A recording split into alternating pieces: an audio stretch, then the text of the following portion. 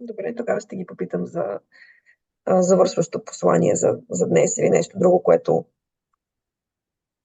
всъщност идва едно смесено послание като един глас от, от баща ти и от учителите. Казват: сине,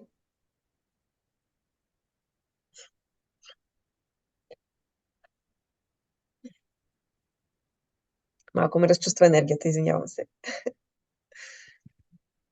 А, Сине, обичам те. Извинявам се за това, че не показах любовта си по начина, по който ти имаше нужда и по който всъщност аз исках, но не можах. Гордея се с теб.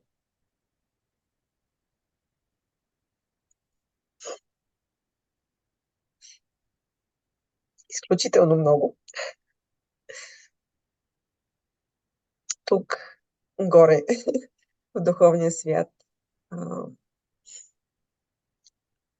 разбрах кое е ценно и че съм поставил вниманието си върху неща, които не са били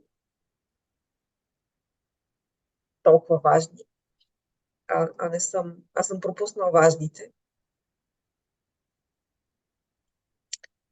И твоето добро сърце не е слабост, а сила. Няма нищо по-силно на този свят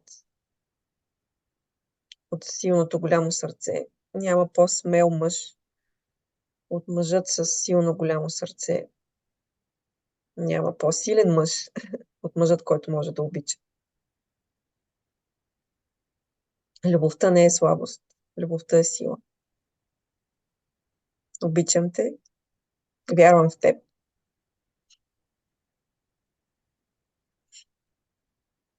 Ти си моята гордост.